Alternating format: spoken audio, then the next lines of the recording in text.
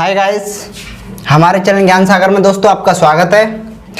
दोस्तों कल हमने एक नया टॉपिक स्टार्ट कराया था जो कि हमने आपको ग्रंथियों के बारे में बताया था और हार्मोन के बारे में बताया था।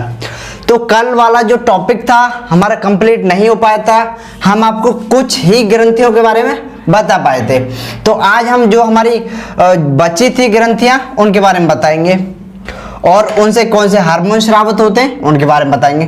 तो चलिए दोस्तों, अगर आपने हमारी कल की वीडियो नहीं देखी है तो डिस्क्रिप्शन में जाइए और वहां पे उसकी लिंक दी गई है, वहां से आप देख सकते हो। तो चलिए, कल हमने आपको पीयूष ग्रंथि के बारे में बताया था और उससे काफी हार्मोन का स्राव होता है, उन सभी के कार्य भी हमने आपको साथ ही बता दिए थे। तो आज हम बताते हैं आपको जो हमारी बची ग्रंथियां थी, जैसे थायराइड ग्रंथि थी, थाइमस ग्लैंड थी, एड्रीनल ग्लैंड थी, ऐसे काफी ग्रंथि थी, तो उनके बारे में भी बताते हैं। तो पहले हम आपको बताते हैं थायराइड ग्रंथि के बारे में। देखो, थायराइड ग्रंथि जो होती है हमारी, वो हमारी गले की ग्रंथि होती है और उससे दो हार्मोन का स्राव होता है। एक होता है हमारा थायरोक्सिन हार्मोन, एक होता है हमारा कैल्सिटोनिन हार्मोन। जो हमारा थायरोक्सिन हार्मोन होता है वह क्या कार्य करता है कि हमारे शरीर में आयोडीन की मात्रा को नियंत्रित करता है, और जो कैल्सिटोनिन हार्मोन होता है उसके नाम से ही आपको पता पड़ रहा होगा कि वह शरीर में कैल्शियम की मात्रा को नियंत्रित करता है।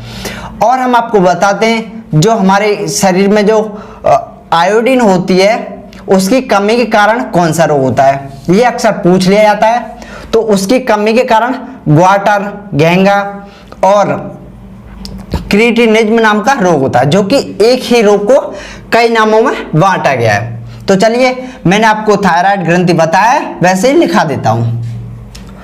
तो नंबर 1, तो आज हम करा रहे हैं आपको थायराइड ग्रंथि।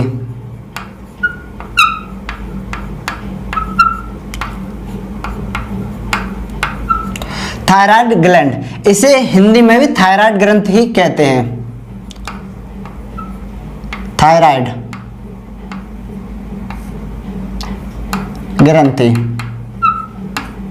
तो पहले तो हम इसकी आपको स्थिति बता देते हैं कि ये कहां पे स्थित होती है, इसकी लोकेशन क्या होती है। तो इसकी स्थिति होती है हमारे गले में, यानी गले में यह उपस्थित होती है। अब बात करते हैं इससे स्रावित होने वाले हार्मोन की। तो देखिए, इससे दो हार्मोन स्रावित होते हैं। एक होता है हमारा थायरोक्सिन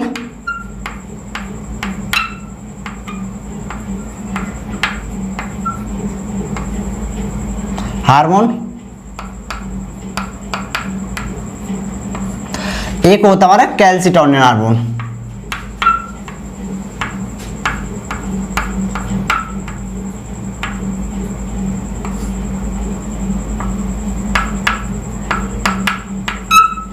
देखिए, थायरोक्सिन हार्मोन और कैल्सिटोनिन हार्मोन, यह दो हार्मोन का स्राव होता है। अब मैं आपको इसके कार्य समझा देता हूं। देखिए, जो थायरोक्सिन हार्मोन होता है वह हमारे शरीर में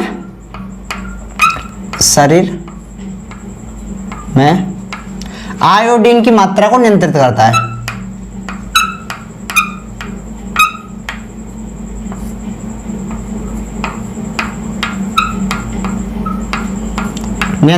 है। अच्छा, अब बात करते हैं कैल्सिटोनिन हार्मोन की। यह कैल्शियम की मात्रा को नियंत्रित करता है।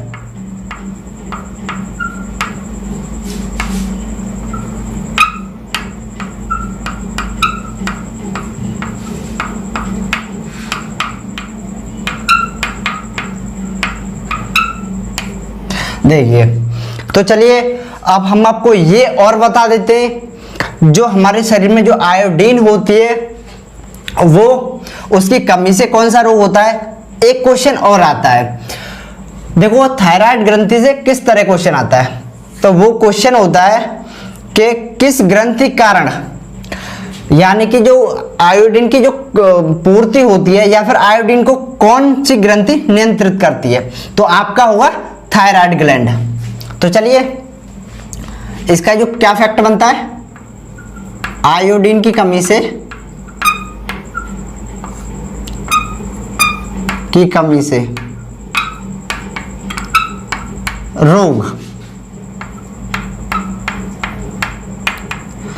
तो अगर आपसे पूछा जाए कि आयोडीन कमी से कौन सा रोग होता है, तो वो होता है हमारा घेंगा,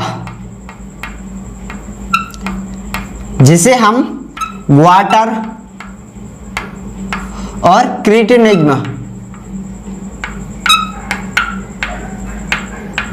जैसे नामों से जानते हैं। तो चलिए, ये हमारी थायराइड ग्रंथि कंप्लीट होगी।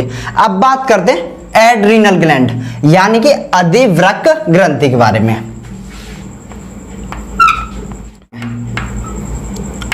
एड्रीनल ग्लैंड, जिसे हम हिंदी में बोलते हैं अधिवृक्क ग्रंथि।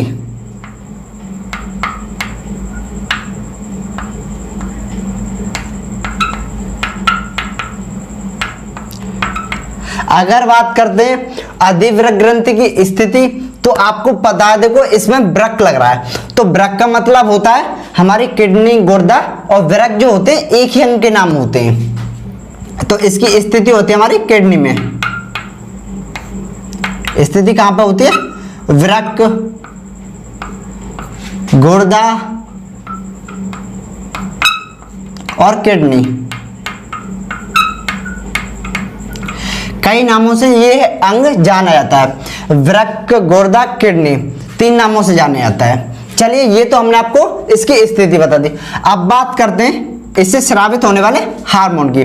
तो इससे 2 हार्मोन का स्राव होता है। एक होता है एड्रीनल हार्मोन, एड्रीनल हार्मोन, और एक होता है हमारा ग्लूकोकार्टिकाइड।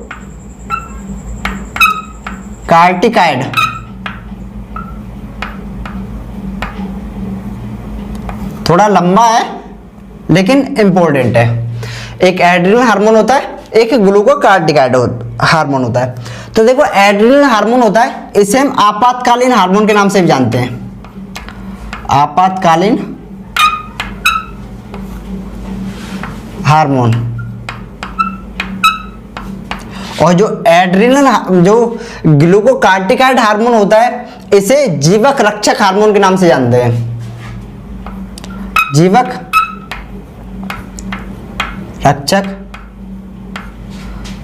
हार्मोन। अच्छा, अब बात करते हैं हम इस ग्रंथि के बारे में। तो इस ग्रंथि को 4S ग्रंथि के नाम से जाना जाता है। 4S ग्रंथि का मतलब होता है यह ग्रंथि 4 कार्य करती है। S से मतलब जो भी कार्य करती है वो S से संबंधित होते हैं। जैसे कि एक होता है हमारा सॉल्ट रिटेनिंग, और दूसरा होता है सोर्स ऑफ एनर्जी, तीसरा होता है सेक्स हार्मोन, चौथा होता है शुगर मेटाबॉलिक। यानी कि मैं आपको बता देता हूं, इन कार्यों को लिखा देता हूं, फिर उसको आपको बता भी देता हूं कि इनका मतलब क्या होता है। इसे 4S ग्रंथि कहते हैं।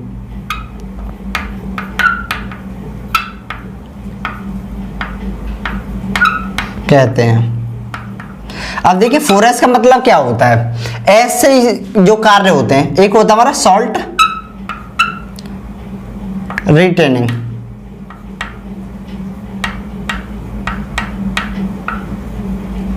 दूसरा होता है हमारा सोर्स ऑफ एनर्जी,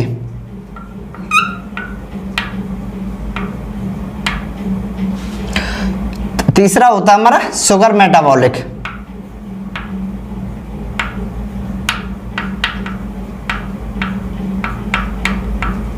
चौथा होता है हमारा सेक्स हार्मोन।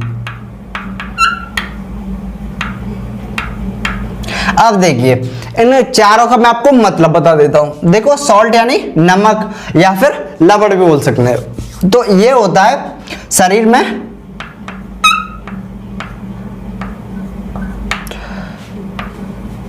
लवण की मात्रा को नियंत्रित करती है।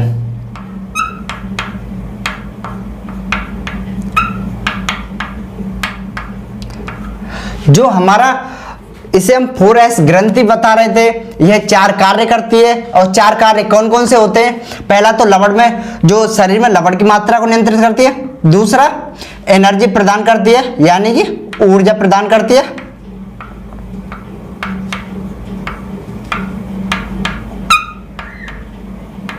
अब बात करते हैं शुगर। यह शुगर की मात्रा को नियंत्रित करती है, शुगर को नियंत्रित करती है।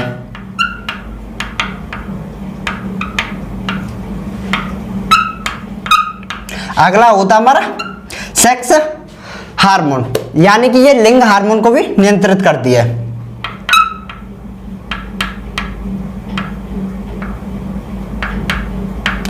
लिंग हार्मोन नियंत्रित करती है।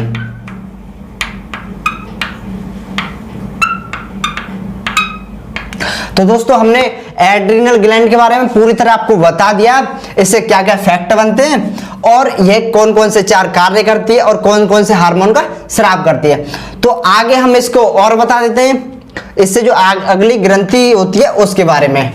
तो चलिए पहले इसे मिटा देते हैं। हाँ तो दोस्तों, तो हमने आपको एड्रिनल ग्लैंड के बारे में पूरी तरह जो भी फैक्ट आते थे वो हमने बता दिया आपको, उसके कार्य बता दिए और इससे स्रावित होने वाले हार्मोन भी। तो अब बात करते हैं हम पीनियल ग्लैंड की, जैसा कि मैंने आपको बताया था, जिसे हिंदी में जैविक ग्रंथि कहते हैं। तो देखिए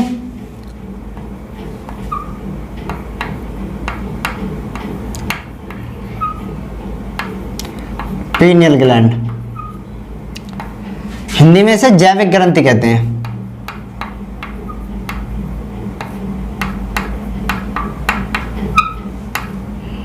अच्छा, मैं आपको बता देता हूं इसकी, पहले तो मैं आपको बता देता हूं इसकी स्थिति कहां पे होती है।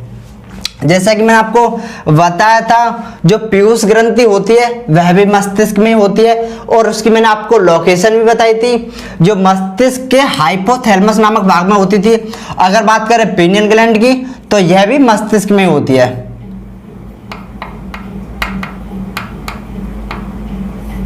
हाँ, इतना है कि वो मस्तिष्क के अगले भाग में होती थी और ये मस्तिष्क के बगल वाले भाग में होती है। चलिए ये इतना समझ में आ गया होगा।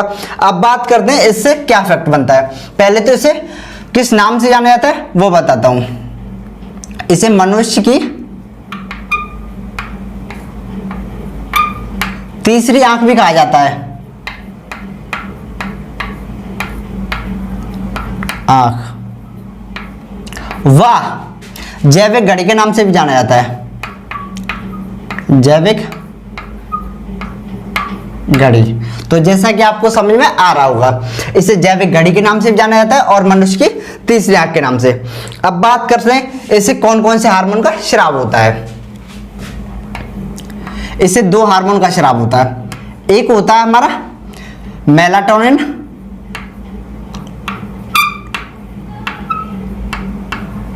एक होता है सेरोटोनिन। जो मेलाटोनिन होता है, यह मेलनी की मात्रा को नियंत्रित करता है, मेलनी की मात्रा को नियंत्रित करता है, कि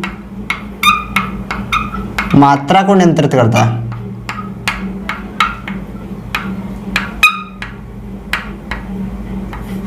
अब बात करते हैं सेरोटोनिन। जो सेरोटोनिन होता है, यह बीपी की मात्रा को, या फिर कह सकते हो बीपी को नियंत्रित करता है। बीपी यानी कि ब्लड प्रेशर को,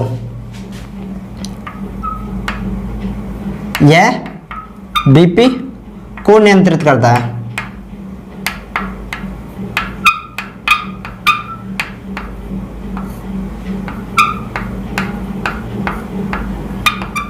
अच्छा, तो इससे यही 2 फैक्ट बनते थे जो कि मैंने आपको करा दिए। अब बात करते हैं पैराथायराइड ग्रंथि की।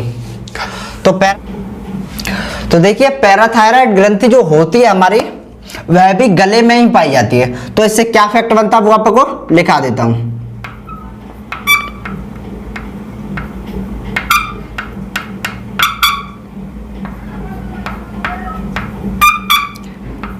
इसे बोलते हैं पैराथायराइड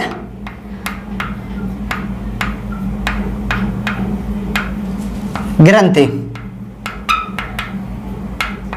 चलिए, तो यह हमारे गले में ही पाई जाती है।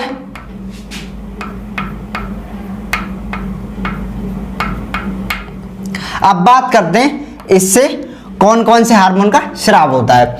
जैसा कि मैंने आपको बताया था, इससे एक ही हार्मोन का स्राव होता है, उसका नाम होता है पैराथार्मोन।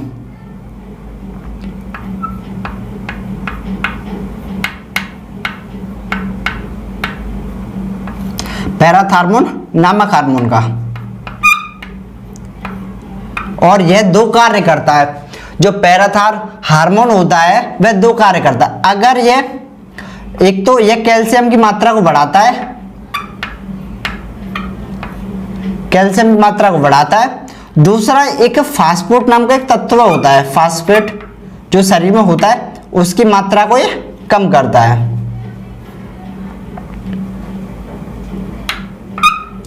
जो हमारी पैराथायराइड जो ग्रंथि होती है वो पैराथार हार्मोन नाम का एक हार्मोन का स्राव करती है, और जो कि उसका कार्य होता है वो कैल्शियम की मात्रा को बढ़ाता है और फास्फेट की मात्रा को कम करता है। इससे दो पॉइंट से पूछे जाते हैं। अब बात करते हैं हमारी अंतिम जो ग्रंथि होती है वो होती है थाइमस, और जो कि हमारे छाती के बीच में गुलाबी रंग की ग्रंथि होती है, तो उसके बारे में आपको लिखा देता हूं। तीसरी जो ग्रंथि होती है, चलो इसका क्रम पे मत जाइए आप, क्रम तो हम भूल जाते हैं लेकिन ग्रंथि नहीं भूलते। तो अब बात करते हैं हम थाइमस ग्लैंड की।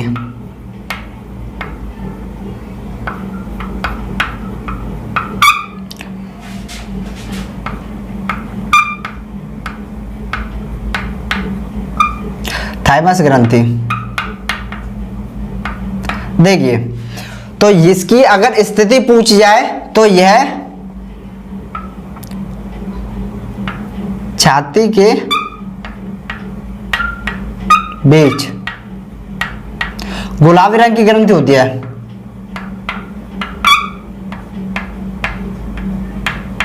यह छाती के बीच में गुलाबी रंग की ग्रंथि होती है। अब बात कर लेते हैं इससे किस हार्मोन का स्राव होता है। तो इससे एक हार्मोन होता है हमारा थाइमोसिन करके।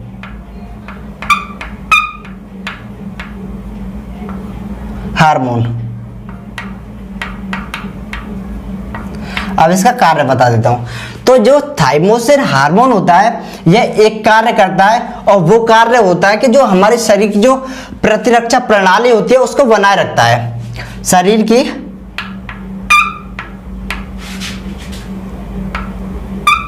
प्रतिरक्षा प्रणाली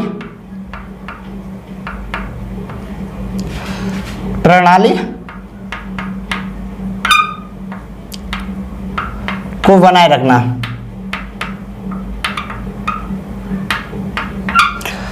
अच्छा, एक इससे पॉइंट और बनता है। वो पॉइंट ये होता है कि जो हमारी थाइमस ग्लैंड होती है वह वृद्धों और बच्चों में नहीं पाई जाती, वो एक सामान्य या फिर युवा पुरुष में पाई जाती है। तो यह ग्रंथि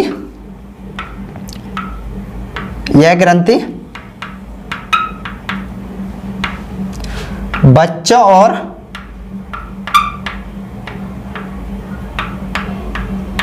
वृद्धों में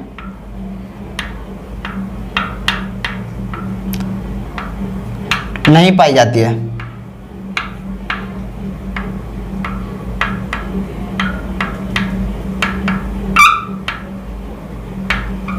तो ये दोस्तों हमने आपको थाइमस ग्रंथि से आने वाले क्वेश्चन बता दिए, और पैराथायराइड, पेनियल, थायराइड और एड्रिनल, यानी कि जो 5-6 ग्रंथियां होती थी जो कि हमने आज के टॉपिक में आपको करा दी, और उनसे स्रावित होने वाले हार्मोन के कार्य भी बता दिए और हार्मोन बता दिए।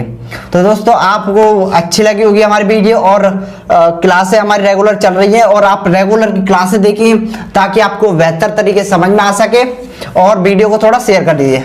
धन्यवाद।